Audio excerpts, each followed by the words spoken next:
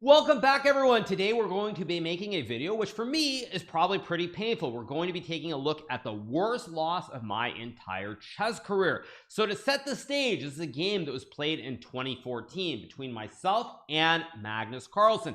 Now, as you guys may know, I have had a very bad score historically against Magnus in classical chess, and at this time I had won a whopping 0 games against him in classical chess. So to set the stage, this was the Zurich Chess Challenge 2014. It was a 6-player round robin event. We played 5 games of classical chess, 5 games of rapid, combined the scores to determine the winner.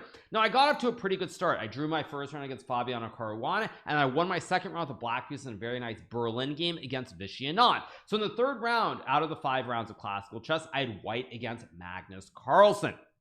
Now, to also give some background, one of the reasons this was the worst loss of my career is that at this point my stepfather had come to cheer me on. He was in Zurich as well. He knew the organizers. He had known them for about 50 plus years because that's how the chess world works.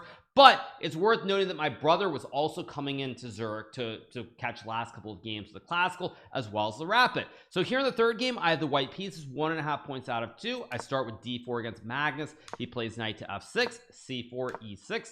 I play knight to c3, bishop b4, and now I played this move f3. Now, at the time, I did not have consistent people that I was working with, and this idea of playing f3 actually was given to me by someone that some people within the New York chess community might know, Matthew Herman. He, I believe, is a FIDE master. I don't think he got to international master, but about 2400-ish level, and he suggested that maybe this system with f3 in the Nimzo is worth a shot. So I played f3. We get this move d5 from Magnus. I play a3. Now, it's worth noting, of course, Magnus did have this in his world championship match against Vichy Anand as well, but it was a different variation. So we get bishop to e7. I play this move pawn to e4. Black takes. I take back. We've got a big white center here. Pawns on c4, d4, and e4. Magnus plays e5. Here I go d5. We get bishop to c5. Idea quite simple. If white plays b4 here, you can go bishop d4. Additionally, black can play knight to g4 and go for either bishop f2 or knight to f2, forking the queen and the king. So here I play bishop to g5. We get castles, and now I play the move knight f3. Of course, bishop g5 just pins the knight, so you can't move the knight without losing the queen. Knight to f3. Magnus plays bishop g4. Very important here, by the way, that black finds a quick idea, because if black plays something like knight bd7, for example, I can even go b4, bishop e7, and just develop with like bishop e2 here. I've got this big white center. I can maybe go c5 at some point, and it's very difficult because white has a lot of space here in the middle of the board. So Magnus plays bishop g4. The idea is to go knight bd7 and maybe c6 and possibly bishop d4 as well, because now if I go b4, he can play bishop d4 due to the pin of the knight f3. So I play h3. He takes. I take back. Magnus plays knight bd7, and now I castle long. Again, a very simple way to play, because I can't castle to the king side because the bishop will always be covering that square, or the diagonal. If I go b4, he goes to bishop d4 anyway. So I decide to castle queen side. My idea is to go bishop d3, maybe rook df1, maybe g4 h4 even, and it feels like white has a really pleasant position, and he does. So Magnus plays bishop d4 here, and now I play this move knight to e2, and Magnus plays this move c5. Now, one thing that I don't think I've ever done a video on a game I played, but I've had a couple of games where my opponent has put a bishop on a nice square like d4, for example, and it looks like this bishop is really well placed here because it's targeting the pawn. At the same time, this bishop cannot actually move. So I decided in this position to do what we call playing around the bishop. So I don't try to trade the bishop. I try to move my pieces and completely ignore it. So I go g4 here. Magnus plays a5. Now the reason he goes a5 is because black tries to attack with b5, for example. Here white can take, and after a move like queen b6, I can simply go king to b1, followed by knight to g3 and bishop c4. And black plays a6 here. It looks very scary on first glance, but I can simply take and then go knight takes d4. If e takes d4, there's e5, of course, and if he takes with a c pawn here, I can simply take on a6, and after rook fb8, I can go either rook d2 or rook h2. I'm going to assume rook h2 is best because you can still go rook c1 and stack the rooks, but white has 2 extra pawns and it's completely winning. So Magnus plays a5 here, and the idea is quite the opposite. He doesn't want to play for b5 here to open the b file, but he wants to do a rook lift with rook a6 and rook b6 to go after the pawn on b2. So here I go king to b1. Magnus plays rook a6. Now I go knight g3. Magnus plays g6. It's worth noting, if black ever plays rook b6, I'm sort of spoiled for choice. I can go bishop c1 here to guard the pawn, or rook to h2 to guard as well. So he plays g6 to stop knight f5, always keeping this rook b6 move in his back pocket. I go h4. Magnus plays a4. I play rook to h2 here. Very pragmatic move, guarding the pawn. But also the idea is that if I play a move like bishop h3, for example, after rook b6, rook h2, black gets to put the rook on b3 here. And it's probably still better for white, but there are a lot of complications now. So here I play rook h2 to guard the pawn. Plays queen a5. If he goes rook b6 here, I can just go rook d3 now, stopping rook b3 while my other rook guards the pawn on b2. So he plays queen to a5 here. Now I go bishop to d2, queen to c7, and I play this move g5, kicking the knight out of town here. Knight e8 is played, and now I go h5. Now my idea is very simple. I want to line up a double stack on the h file, take the pawn, and just crash through. At the same time, black's attack is a little bit slow here on the queen side, because after rook b6, I go bishop c1, rook to b3, and I simply play queen g4. As you'll notice, my queen side is very well defended. The bishop and the rook guard the pawn. The rook on h2 also has dual purpose because it can create threats on the h file as well. So at this point, this is completely winning for white, as you guys can see from the bar. It is plus 3.2. So we get knight to b6. I play bishop to e2. We get knight to d6. Now I double stack the rooks on the h file, because even though it looks kind of scary, black is taking on c4, but I'm crashing through completely, and this is completely winning. So he takes on b2 here, sort of out of desperation. I take back. Magnus takes on c4. I take. He takes. I take on g6 here. Of course, black cannot take with the h pawn, because I have rook h8, king to g7, and rook 1 to h7, which would be checkmate.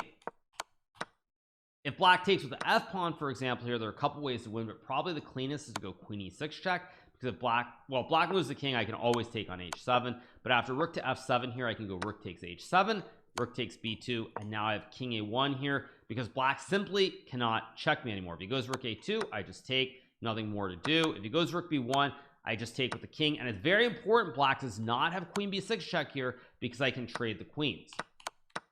So this would be game over. And already around this point, I remember I was feeling very, very good. I'm like, I know that I'm winning here. I just have to be precise.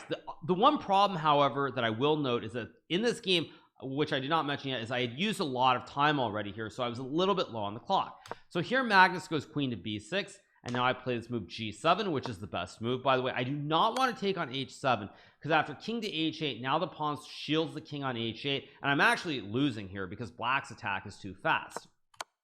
So I play g7 here. Worth noting, I cannot play rook takes h7, because then black takes on b2, and after king to h1, black is rook to a2 check, king takes a2, and queen b2 would be checkmate.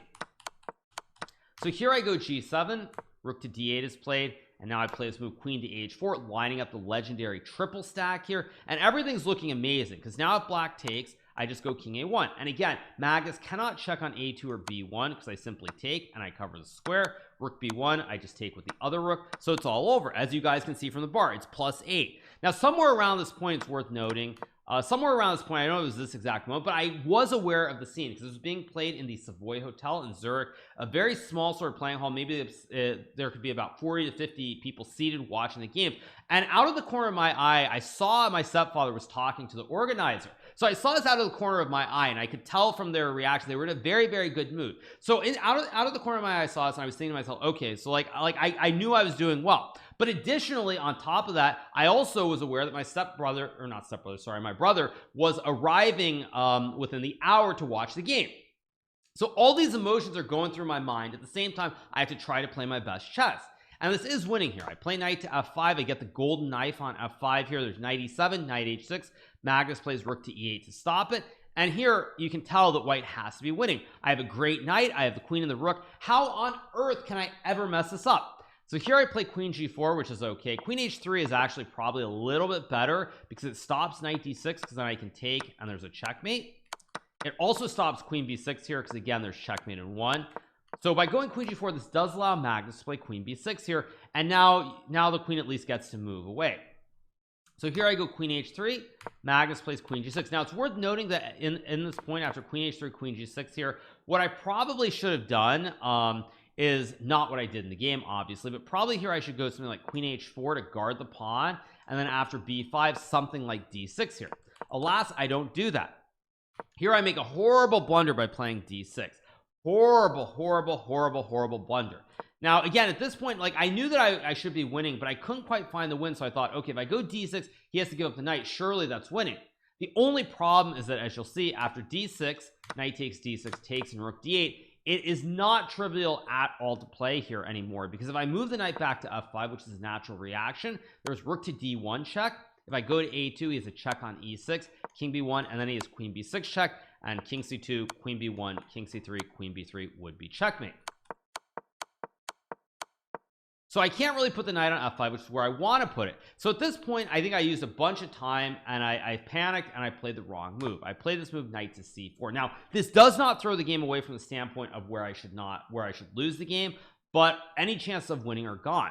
Now again, this was very sort of like very hard to deal with on an emotional level, because in my mind, like, I knew that when we were in this position right about here, like, I knew this was winning. I was sure this position was winning. I was 100% sure this was winning. But then when I couldn't figure it out, I played this d6 move. Suddenly, as soon as rook d8 is on the board, you're like, wait, what's going on? Like, there's suddenly all these ideas with rook d1 and queen b6 and everything else. And so I play knight c4, queen e4, and here I just fall apart and I make the final blunder, which is to play this move, queen h5. Again, if I could have kept my emotions in check, maybe I would have been able to play knight e3 here and save it. But considering how winning I was, in my mind, I was unable to put it together. I play this move, queen h5. Now we get this move, rook to d3, being played by Magnus. And it's all over here from a practical standpoint, because black is queen e1, there's rook b3, there's queen d4. My king is so open. Meanwhile, the black king is actually incredibly safe here, because the only attack I have is towards the pawn on h7, but the pawn is guarded by the queen on e4. So I play rook h4 here. Magnus goes queen f5. I play queen e2 here, plays b5, and now again everything is just collapsing. My attack is gone, my king is weak. He's actually attacking on the queen side now, and it's all hopeless. So I play knight to d2. We get queen takes g5. I take on d3, but after queen takes h4, even though I relieved the pressure, black has how many pawns here? 1 2 3 4 5 6. Black has 4 pawns for the knight. Additionally, he has 2 connected, and he has an outside pawn, so he's got the wide p-pose as well, and it's just a disaster. Like, if I take on b5, for example, queen d4, queen b2, and just h5 is winning. It's impossible for me to stop all these pawns. So I go knight to e4. Magnus takes on g7. I play queen f3. Of course, if I take on c5, even here, queen to d4, and with 3 split pawns here, I just cannot stop all of them in time. Additionally, black can also create a 4th one. So like, if I go king b2, and then I try to let's just say put my knight here, there's the other problem that eventually black can also sack this one as well, and I can't stop all these pawns. There are just too many pawns here. So at the end of the day, I play queen f3 here, hoping to get knight g3 and knight f5, just a prayer basically, if nothing else. Magnus plays queen f4. Of course, I can't trade. I go queen g2 check. We get king to f8. Now I go king to b2. Plays h5. Again, I still can't move my knight anywhere. f6 is covered. If I take on c5, there's queen d4 check, and it's just GG's. So I play knight to d2. Magnus plays h4. I go king to c2. Plays b4. I take. Takes back. I check. King g7. I take on a4, but again, it's way too little, way too late. Black still has 4 pawns for the knight. My knight is not even close to stopping this h pawn, and the rest is pretty basic. I go queen b3. We get h2. Play queen d5. Magnus plays e4, cutting off the diagonal. I go queen h5 to stop him from queening. Plays e3. Knight to f3. Goes e2. Play king to b3 here. Plays f6. Not the only move, but it's good enough. Play knight e1. Get queen g3, king a4. Magnus plays queen g1. Again, very precise move here not to take the knight, because even though this probably is winning, you could sort of worry that there's some kind of repetition. Now, of course, in this case there is no repetition, but still it feels like on first glance there's something which you could miss. So Magnus plays queen g1, very precise, because the only checks I have are on the g file here, but the queen covers it. Black can also promote the pawn as well. So I take the pawn on e2, and here Magnus, again, very precise, plays queen a7. If black makes the queen again, I have a check, and while this is still losing because the king can dodge all the checks, there's no need to allow it. So he goes queen a7 check, and here I resign because if I move my king to say b3, he makes a queen. I go queen g4, and now black can go king f8. Queen takes b4, queen to e7. I check on b8, and after king f7, there are no checks anymore. I don't have the b3 square. Black has 2 queens, and it's simply winning. So this was very painful, and to add on it, knowing that I was winning, to go from winning, having those emotions, knowing I was going to get my first win in classical chess. I was also going to be in a very commanding lead in the tournament where I would have had 2.5 points out of 3. To then lose this game was very, very disappointing, to put it mildly. And I remember after this game, my brother was there, my stepfather was there. We went out to dinner and it was very, very quiet. There was very little talking going on. And I even remember, this is the only time ever in my life, I will actually say this as well, only time in my life where after a game, win or lose, where I could not sleep at all. I could not sleep. I was nonstop just thinking about the position the entire night. The position right around, not here, sorry, this position right around here, or with the queen on g4. And I was just thinking about it nonstop. Like, it was the only thing that I could think about. I didn't sleep. Of course, it was very bad because the following day I did have to play a game with the black piece against the Levon Aronian, and that game also is worth noting for a couple of reasons. First of all, I decided, you know what, I'm going to do no preparation. I'm just going to go and I'm going to play the King's Indian defense and see what happens. I did that. I got crushed. I lost, I think, within 2 hours. It was a very, very bad game. But additionally, it's worth noting because the person who made the opening move for that fourth round game against Levon Aronian was a famous musician who I believe now is passed, Charles Aznavour. So there are many, many different things to mention, as little anecdotes, as side stories about this. But this was easily the worst game that I've ever lost because, as I said before, there was no game where after I lost or won the game, I was thinking about it nonstop for 5 hours, just tossing and turning, thinking about it. I could not shake it. And of course, I lost the following day. So it turned what could have been a great individual game as well as a great tournament performance into a complete dud, and I will never forget it. But I did get a win a few years later against Magnus, so not everything is for naught. Not all is lost, I should say, at the end of the day. I hope you guys have enjoyed this recap of the game that I played against Magnus Carlsen in Zurich in 2014, and make sure to hit that subscribe button below, and we'll be back with more YouTube specific content very, very soon. Nothing but peace and love, you guys.